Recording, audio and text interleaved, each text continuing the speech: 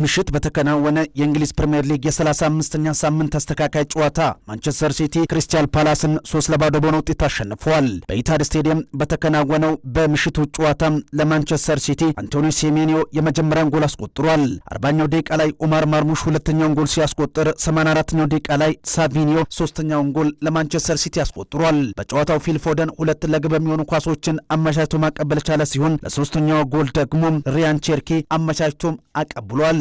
ፊል ፎደን በጨዋታው አሲስት ማድረጉን ተከትሎ ከ100 በላይ በፕሪሚየር ሊግ ጎሎች ላይ ተሳትፎ ያደረገበት ሌላ ሪከርድን አስመዝግቧል። አንቶኒዮ ሴሜንዮ በውድድር ዓመቱ በ25 ጎሎች ላይ ተሳትፎ ያደረገ ሲሆን 13ቱን ለበርንማውዝ 12ቱን ደግሞ ለማንቸስተር ሲቲ ተመዝግቦለታል። ማንቸስተር ሲቲ ጨዋታውን ማሸነፉን ተከትሎ በ64 ነጥብ ሁለተኛ ደረጃ ላይ ሲቀመጥ አርሰናል በ70 አንደኛ ላይ ደረጃ ላይ ተቀምጧል። ማንቸስተር ሲቲ ምሽት ከአርሰናል ጋር ያለውን የነጥብ ልዩነት ወደ 6 ዝቅ አድርጓል። ከጨዋታው በኋላ ፊል ፎደን ሐሳቡን የሰጠ ሲሆን ቡድናችን አርሰናል ላይ ጫና ማሳደር መቀጠሉን ይጠበቅበታል፣ ጥረታችንን እንቀጥላለን፣ በመጨረሻው ቀን ላይ ምን ሊፈጠር እንደሚችል አናውቅም የሚል አስተያየቱንም ሰጥቷል። ፔፕ ጋርዲዮላ በበኩላቸው ፉክክሩ በአርሰናል ላይ የተመሰረተ ነው፣ ምክንያቱም አርሰናል ቀሪውን 2 ጨዋታ ካሸነፈ ማንቸስተር ሲቲ ምንም ማድረግ የሚችለው ነገር የለም ሲሉም ተደምጧል። ከኤፍኤ ካፕ ጨዋታ ጋር በተያያዘ እጅግ ድካም ይዞን ነው ይህንን ጨዋታ የምናደርገው፣ ያም ሆኖ ግን በተጫዋቾቼ እምነት አለኝ ሲሉ ፔፕ ጋርዲዮላ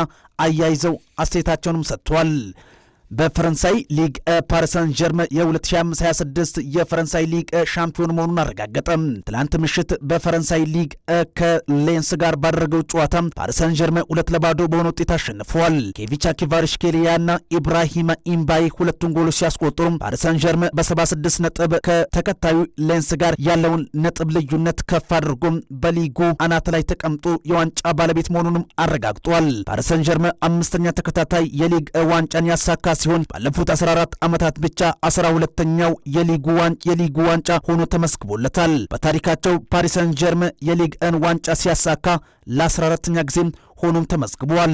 በኮፓ ኢታሊያ የፍጻሜ ጨዋታ ላዚዮን የገጠሙት ኢንተር ሚላን 2-0 በሆነ ውጤት በማሸነፍ የዋንጫ ባለቤት መሆናቸውን አረጋግጧል። ትላንት ምሽት ላዚዮን የገጠሙት ኢንተር ሚላን በማርከስ ቱራምና በላውታሮ ማርቲኔዝ 2 ጎሎች 2-0 አሸንፈዋል።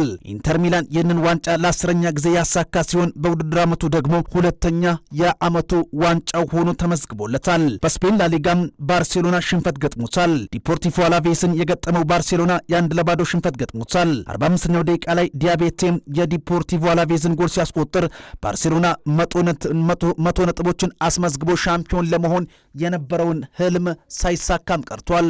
ባርሴሎና በኤል ክላሲኮ ሻምፒዮን መሆኑን ያረጋገጠ ሲሆን የምሽቱ ጨዋታ 100 ነጥብ ለማስመዝገብ የተደረገ ጥረት ቢሆንም ነገር ግን ሳይሳካም ቀርቷል።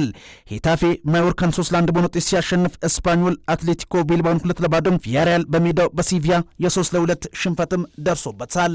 የአርሰናል ሰራተኞች ለቡዳፔስቱ ጉዞ ወጪውን በራሳቸው እንዲከፍሉ መጠየቃቸው ተሰማም። ግንቦት 22 በሃንጋሪ ቡዳፔስት በሚደረገው የአርሰናልና የፓሪስ ሰን ዠርመን የአውሮፓ ሻምፒየንስ ሊግ የፍጻሜ ጨዋታ ላይ በርካታ የአርሰናል ሰራተኞች በዚህ ጨዋታ ለመታደም ወጪውን በራሳቸው እንዲሸፍኑ መጠየቃቸው ቅር እንዳሰኛቸውና መበሳጨታቸውም ተነግሯል። ለዚህ ጉዞ እያንዳንዱ አባላት 859 ፓውንድ መክፈል ይጠበቅባቸዋል። ይህ ከፓሪስ ሰን ዠርመን በተቃራኒው መሆኑ የአርሰናል ሰራተኞችን አናዷቸዋልም ተብሏል። ፓሪስ ሰን ዠርመን 500 ሰራተኞችን የጉዞ የቆረጠላቸው ሲሆን ድጋፉም በራሱ ወጪ እንደሆነም ተዘግቧል። ፓሪስ ሰን ዠርመን የአትሌቲኮ ማድሪዱን የፊት መስመር ተጫዋች ሁሊያን አልቫሬዝን ለማስፈረም ጥሪ ያቀረበ።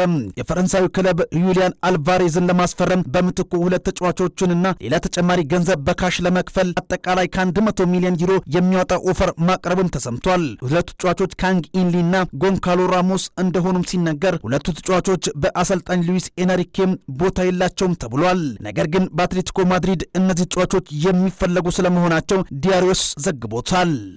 ማንቸስተር ዩናይትድ አንድሬ ኦናናን የቀጣይ ዓመት የስኳድ ስብስብ የማድረግ እቅድ እንደሌለው ተዘገበ።